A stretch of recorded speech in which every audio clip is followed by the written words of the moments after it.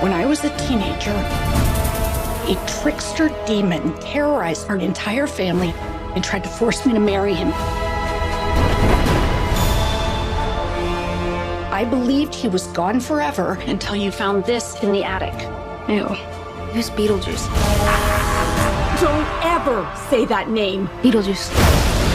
No, Astrid! I am serious! If you say his name 3 times, he will appear. Beetlejuice. The juice is loose. I'm gonna make you so happy.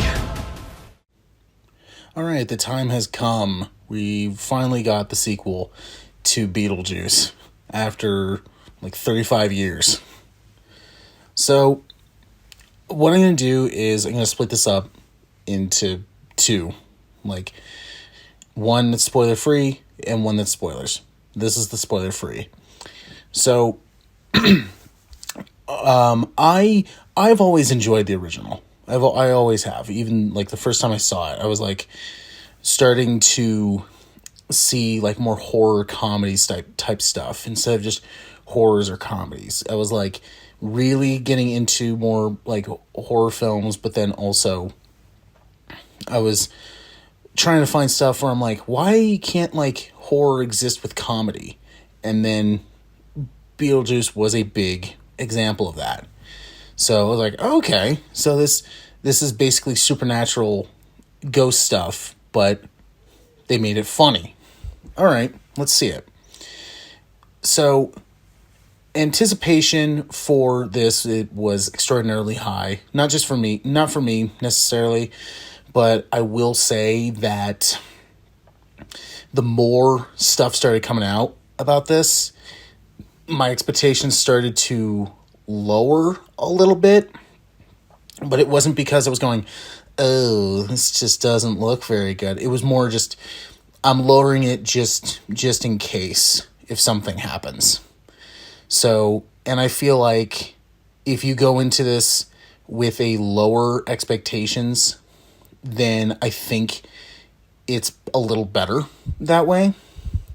So we were originally going to get a sequel to Beetlejuice back in the 90s with the, I'm pretty sure like it is long gone, but for anyone who doesn't know, we were supposed to get a sequel to this back in the 90s, and it was going to be, I believe it was going to be called Beetlejuice Goes Hawaiian, where the Deets owned a property in Hawaii that was occupied by spirits, and so they call upon Beetlejuice to help get rid of them. Now, why he would want to do that in the first place, I don't know. But it was floating around for a while. I know Burton wanted to do it. I know Ryder said she was going to come back, and it just never happened.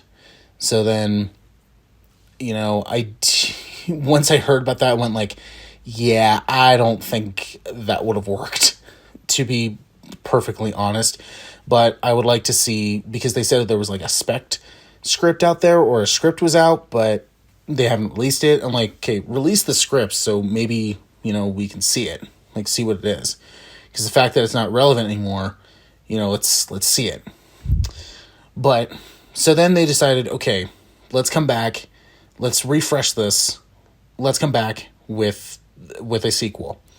So then stuff started coming out saying like, oh yeah, Keaton of course is coming back, Ryder's coming back, O'Hara's coming back, and then after working with Burton on Wednesday, Ortega was announced to come in. So I was like, all right, you have it going. You have me going. And then a story came out. I was like, okay, let's all right, let's see it. Let's just see it. I will say that this, while it is fun, is a bit of a mess. But it is fun. This feels very much like, almost like something like Ghostbusters Frozen Empire, where it was fun, but it was very messy.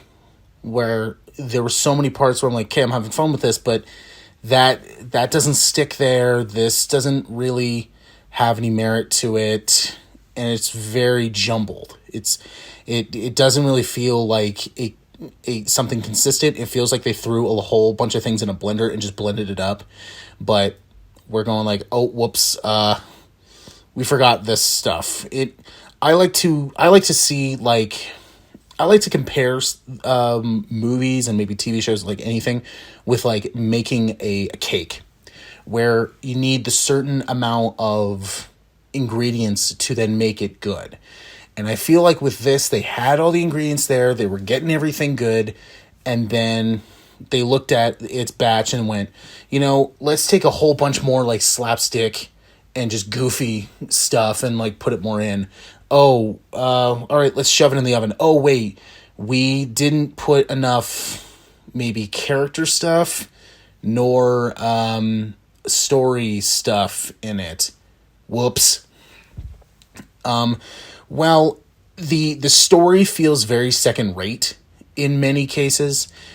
It's more focused on let's just have Beetlejuice just talking and talking and talking, and yes, it works. It does work because Keaton is just awesome as the character. But I will say, the good, Keaton is still great, the character. The fact they used all practical effects, I don't think there was any CGI. I don't think. They do go deeper with Beetlejuice's backstory, which is pretty cool. And I thought pretty interesting. They expanded upon the afterlife, where in the original, it was really, you only saw maybe 3-4 locations. With here, it expands it more, so it's like, okay, so it's not just 3-4 rooms, it's an actual like place. So it's like, all right, that's pretty cool. I like how they did that. Danny Elfman's score is really good. Any time when he's working with Burton, it's like it's like they just know each other so well. And it's like you know what this is. Just go for it. And it, of course, Elfman does a really good job at it. And even the acting is pretty good, and there were legitimately some moments that caught me off guard and how funny it was. Won't say anything, but I will talk about it in the spoiler one. But, I thought that was good. Now, despite all the good, I had some problems. And like this, I thought it was very slow-paced. It was pretty slow. Despite one of the big things about it was, despite that, they made a big deal about Beetlejuice's wife in here, that's Monica Bellucci, being in here. And it was like, oh, okay, that like this like stakes can be kind of higher. They introduce her in the very beginning, and they tell her a bit about the backstory, and then she's pretty much gone. And you don't really, she constantly like pops in almost like she's a cameo at times, where I was like, oh, I forgot you were in this, because you were just gone for a while. So it was like, you popped in for 5 minutes, and then you're gone for like 30. And I'm like, oh, that's right, you're in this. I completely forgot about it. So I kind of wish that they either gave her a bigger role, or they just put her in more. Now, character-wise, I feel like this is probably just me, but I don't know.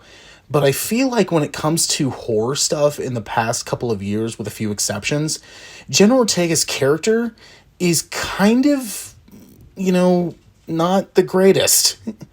It's either she's really desperate or she's kind of idiotic. Like, I felt like her character was very much similar to her character in the Scream 5 and 6, where at times I was just going like, are you just really just desperate, or you just are kind of not super bright? But that's just me. It felt a little predictable at times, but of course, a lot of movies do that, so it's a mild criticism. And this really, to me, this felt less of like the original Beetlejuice and more of like the monsters, and even sometimes Mars attacks. on that kind of goofy level. And I was like, I was even talking with family afterward, and we were all saying the same thing. We were all saying the same. We were just going like, this felt like just, and I like, this didn't really, this felt just like more goofier. And I'm like, well, you know, that happens a lot. But I then asked, like, did this feel more like, almost like the Munsters or like Mars Attacks? And they went like, yeah, it kind of does. So, you know, it's probably just me. But, and then also I think the biggest thing that they had to deal with was, what were they going to do with the father? So Jeffrey Jones from the original, because of everything that came out about him and everything that's happened in recent years, it almost that would be like the elephant in the room. And I thought what they did was good. You know, they went like, yeah, this happened, you know, you're done. But they also do a lot in there where I'm like, you don't need to throw all that in here. Like, you could have just went, oh, da-da-da-da-da, and then been done and over with. But instead, they don't. To me, it's overly done. So, to me, despite having, you know, problems and flaws, it's still a fun movie. It's still a fun watch, you know, especially if you're a Beetlejuice fan.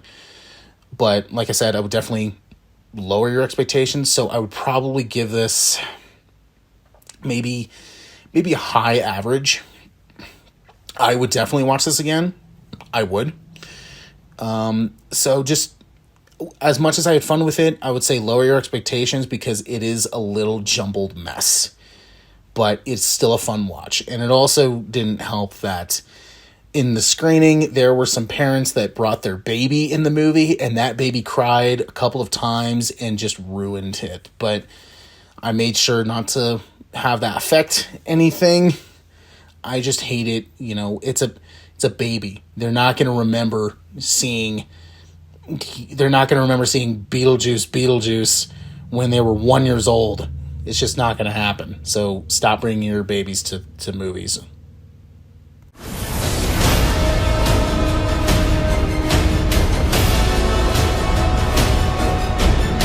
Where's Beetlejuice? Where's Beetlejuice?